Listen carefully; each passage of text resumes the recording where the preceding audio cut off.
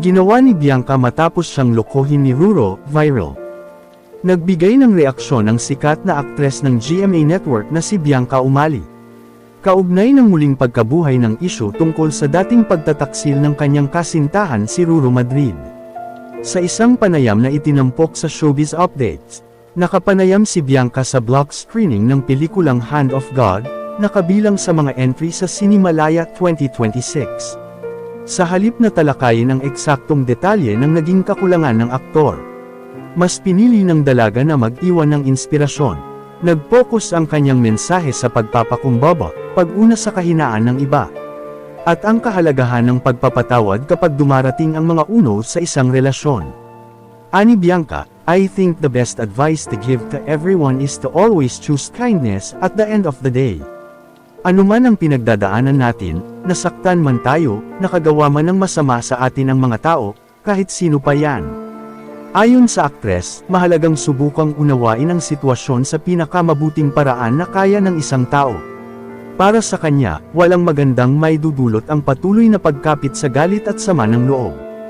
Dagdag pa niya, ang pagtitiwala sa plano ng Diyos para sa atin kasalukuyan at hinaharap ang pinakamabisang paraan upang manatili tayo sa tamang landas. At wala pong mas tama pa sa pagpapatawad, ani ni Bianca. Bago pa man magsalita si Bianca, naging laman na ng mga balita ang naging pag-amin ni Ruro. Ito ay matapos siyang muling matampok sa Fast Talk with Boy Abunda noong August 4.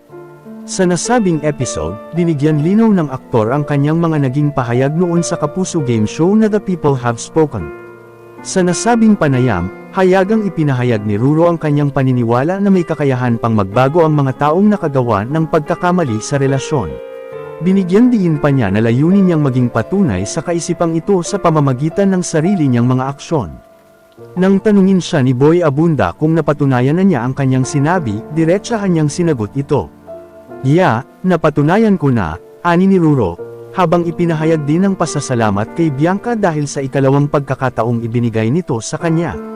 Bagamat muling naging maugong ang usapan tungkol sa kanilang nakaraan dahil sa pahayag ng aktor, patuloy namang pinatutunayan ng dalawa ang katatagan ng kanilang samahan sa pamamagitan ng walang sawang pagsuporta sa karera ng isa't isa. Kamakailan lamang noong Hulyo, masayang ipinagdiriwang nina Bianca at Ruro ang kanilang ika-8 anibersaryo bilang magkasintahan.